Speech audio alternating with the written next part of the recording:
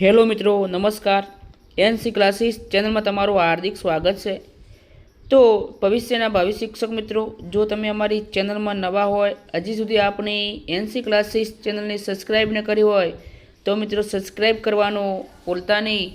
હવે મિત્રો ખાસ વાત કરીએ કે આપણે જે શિક્ષણ સહાયક ભરતીની જિલ્લા પસંદગી પણ હવે થઈ ગઈ છે, સરકારીની પૂરી થઈ ગઈ છે. હવે કેટલાક ઉમેદવારોનો પ્રશ્ન હતો કે સર કઈ રીતે ડોક્યુમેન્ટ આપણે ક્રમમાં ગોઠવા. તો મિત્રો સૌથી પહેલાં ચેનલમાં નવા હોય તો સબસ્ક્રાઈબ કરજો. આપણે શરૂઆત કરીએ છીએ ગ્રાન્ટેડ અને ધોરણ 11-12 તેમજ 9-10 માટે પણ ઉપયોગી છે. તમારે ડોક્યુમેન્ટને આ રીતે ક્રમમાં ગોઠવી દેવા. પ્રથમ તો તમારી જે અસલ પ્રમાણપત્ર નીચે મુજબના ક્રમમાં ગોઠવા. ફાળવણી પત્ર તથા અરજી ફોર્મ સૌથી પ્રથમ રાખવું. નામમાં ફેરફાર હોય તો તે આધાર પુરાવો અંદર એડ કરવો. નામમાં ફેરફાર હોય તો એટલે એક જેવું બીજું તમારે જે ફોર્મ ભર્યું હોય એના જેવું બીજું જો ડોક્યુમેન્ટ હોય એવા જ નામનું તો એને પણ એડ કરવું, એટલે જ્યાંથી તમને ખાસ કરીને થોડીક રાહત મળે. નહીંતર શું હોય, તમારે થોડીક સમસ્યા ઊભી ન થાય. પછી મિત્રો આપણી સ્કૂલ છોડ્યાનું સર્ટિફિકેટ, બરાબર,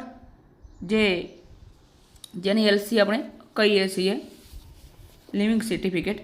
પછી જાતિ અંગેનું પ્રમાણપત્ર, પછી અપંગતાનું પ્રમાણપત્ર જે તમને લાગુ પડતું હોય તો, અપંગ ન હોય તો ના હોય. પછી માજી સૈનિકનું પ્રમાણપત્ર, નોન ક્રિમિનલ પ્રમાણપત્ર જે ખાસ કરીને ઓબીસી માટે હશે, ઈડબ્લ્યુએસનું પ્રમાણપત્ર, કોમ્પ્યુટરની જાણકારી અંગેનું પ્રમાણપત્ર, આ તો દરેક ઉમેદવારને લાગુ પડશે. વિધવા અંગેનું પ્રમાણપત્ર અથવા પૂર્ણ લગ્ન નથી કરેલ તે સંબંધિત સોગંદનામું હોવું જોઈએ. પણ ટાટની માર્કશીટ, બરાબર, જે 11-12 હશે તો એમને જે ટાટ 2ની આવશે, ટાટ બંને ટાટ એક્ઝામ જ છે. પછી શૈક્ષણિક સ્નાતક લાયકાત એ પ્રમાણે તમામ માર્કશીટ, દરેક સેમિસ્ટર વર્ષની ડિગ્રી, સર્ટિફિકેટ, ટાયર સર્ટિફિકેટ, કુલ ગુણ, મેળવેલ ગુણ, પ્રમાણપત્ર જો લાગુ પડતું હોય તો. નહીંતર આ તમામ માર્કશીટની સર્ટિફિકેટ ખાસ જોડવી. અને મિત્રો ટાયર સર્ટિફિકેટ ન હોય અને ડિગ્રી સર્ટિફિકેટ તો ખાસ મેળવી લેજો, કારણ કે એના વગર ચાલશે નહીં. પછી શૈક્ષણિક અનુસ્નાતક જે તમે એમએ કર્યું છે કે એમએસસી કર્યું છે એની વાત છે. એના પછી મિત્રો આપણે આવશે વ્યાવસાયિક સ્નાતક લાયકાત, એટલે કે તમામ માર્કશીટ, દરેક સેમિસ્ટર, વર્ષ, ડિગ્રી, ટાયર સર્ટિફિકેટ, કુલ ગુણ, મેળવેલ ગુણ પત્ર જો તમને લાગુ પડે તો. બરાબર, કેટલાકને લાગુ પડશે, કેટલાકને નહીં પડ્યા. પછી વ્યાવસાયિક અનુસ્નાતક એ પણ સેમ ટુ સેમ છે. આપણે જેમ આગળ સ્નાતકને અનુસ્નાતક થયું પણ આ વ્યાવસાયિક છે. કદાચ આ બંને તમને લાગુ નહીં પડે. ગુજરાત રાજ્યમાં આવેલી અને અગાઉ એસએનડીટી સાથે જોડાણ ધરાવતી કોલેજમાંથી 2012 પછી લાયકાત મેળવેલ હોય તો તેવા ઉમેદવારે જે તે કોલેજ ગુજરાતની કોઈ યુનિવર્સિટી સાથે જોડાણ મેળવ્યા અંગેનો આધાર પુરાવો રજૂ કરવો. હવે પોતે કોલેજમાંથી 2012 પછી લાયકાત મેળવી હોય, બરાબર,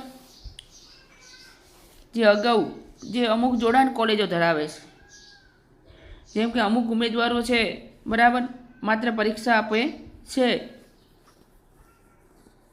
તો એના માટેનું જોડાણ ખતપત્ર તમારે લાવવાનું રહેશે.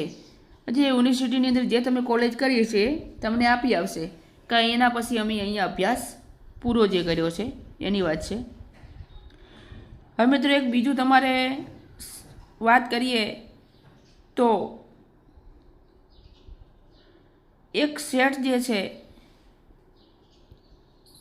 એ અસલ પ્રમાણપત્ર તથા બીજો સેટ સ્વ પ્રમાણિત નકલ, એટલે પોતાની નકલ ઝેરોક્સ ઉપર મુજબ ક્રમમાં ગોઠવા.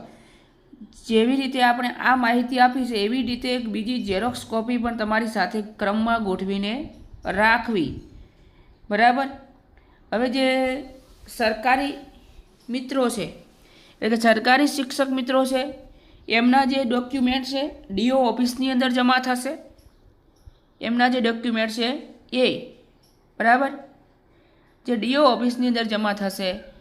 જ્યારે ગ્રાન્ટેડ ઉમેદવારો છે એમના ડોક્યુમેન્ટ ટ્રસ્ટમાં એટલે કે જે સ્કૂલ છે એમની ત્યાં જમા થશે. આ બંનેમાં આટલો ફેરફાર છે.